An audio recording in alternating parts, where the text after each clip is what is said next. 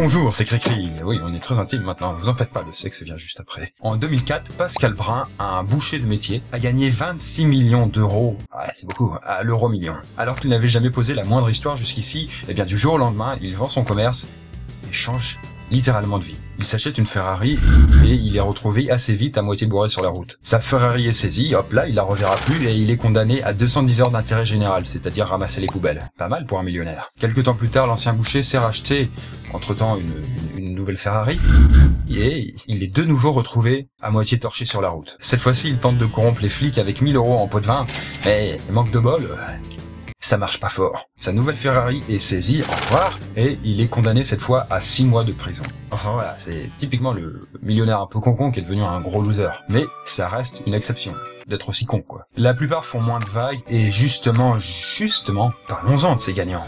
Envoie la pâtée Simone. Les gens savent pertinemment qu'en jouant au loto, ils n'ont qu'une chance sur 14 millions de toucher le gros lot. Et une chance sur 116 millions à l'euro million. Et pourtant, ça ne les empêche pas d'essayer. Autant dire qu'il faut pas être pressé si un jour on veut rouler en Ferrari et s'acheter des putes de luxe.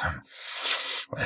Et en France, le nombre de personnes qui gagnent le gros lot à ce genre de jeu de loterie, c'est-à-dire plus d'1 million d'euros dans la poche pour les petits cœurs, est d'environ une petite centaine par an. À titre de comparaison, c'est autant que le nombre de personnes qui sont foudroyées en France par an. Soit aussi une bonne centaine. Au passage, être foudroyé n'est pas forcément mortel. Même si un éclair qu'on reçoit dans la gueule, ça laisse des séquelles. Donc toucher le gros lot ou être touché par la foudre, les chances sont les mêmes et dans tous les cas, ça fait un choc. Le profil d'un joueur régulier du loto ou d'euro million est globalement assez classique. Bah c'est pas beau à dire mais c'est un prolo quoi.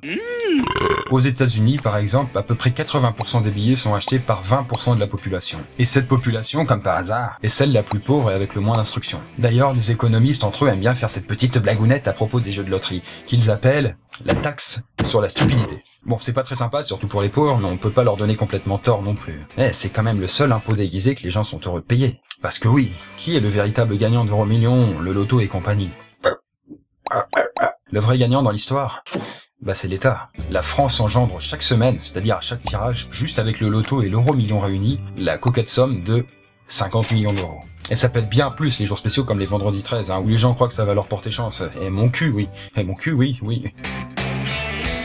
Vous connaissez ce cher Giacomo Casanova? Ouais. Ce célèbre Italien qui faisait tomber toutes les femmes à ses pieds, y compris les fillettes et les vieilles peaux.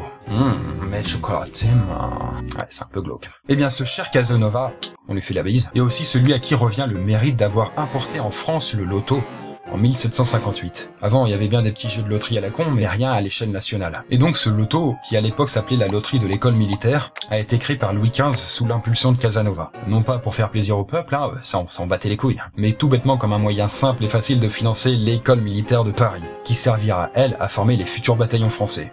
Voilà, pour résumer, à quel tour du loto, c'est peut-être un clin d'œil à Casanova, qui sait. Un loto dont l'unique but était de donner de l'argent pour la guerre. Ouais, c'est du propre. Pour en rester dans les délires historiques, je vais parler cette fois-ci de Voltaire, ce bon vieux philosophe que tous les élèves se tapent en cours de français, quand vient le moment de bouffer le siècle des Lumières. Si Dieu n'existe pas, il faudrait l'inventer. Ça c'est de lui, c'est sympa. Mais Voltaire est un peu moins connu pour avoir gagné le gros lot à un ancêtre du loto. Si. C'était en 1729, soit à peu près 30 ans avant que Casanova pose son cul sur la France, avec son idée de loto. Toutefois, malin comme un Wistiti, Voltaire n'a pas gagné à la loterie comme le ferait un plouc de base. Non. Lui, avec l'aide d'un ami mathématicien, a trouvé une faille dans le jeu et ne s'est pas gêné pour l'exploiter grassement et en toute légalité jusqu'à la dernière goutte. Avant que la ville de Paris, où c'était organisé, remarque la faille et la corrige. Entre-temps, ça a permis à Voltaire d'accumuler une putain de grosse fortune, plutôt bien utile pour mener son train de vie de jet-setter de l'époque. Parce que bon, avant d'être philosophe, putain qu'est-ce qu'il aimait le fric. Mais la vraie question, au final, c'est... Est-ce que devenir riche en gagnant au loto rend-il heureux? Mais l'argent ne fait pas le bonheur. Toi va bouffer ta moustache et la ramène pas s'il te plaît. Enfin bon, une étude très sérieuse a été menée pour répondre à cette question. Elle a fait passer des entretiens à des centaines d'anciens gagnants du loto, euro million, etc. Et devenus riches grâce à ça. Et ces résultats sont les suivants. 50% des gagnants du gros lot ont déclaré être plus heureux que dans leur ancienne vie. 48% ont déclaré ne pas être plus heureux qu'avant. Et 2% être moins heureux. Peut-être le boucher, qui sait. Cela veut dire que malgré la Ferrari, la montagne de diamants ou tout ce que vous voulez, il y a une chance sur 2 pour que tous ces millions ne vous rendent pas plus heureux que vous ne l'êtes maintenant. Ça laisse songeur, n'est-ce pas? Mais alors, comment être heureux? Dans ce cas, Eh bien, ça fera l'objet d'une nouvelle vidéo, je crois. Toutes mes sources sont en description. N'hésitez pas à venir me dire coucou sur Facebook ou Twitter. Ciao la marmaille.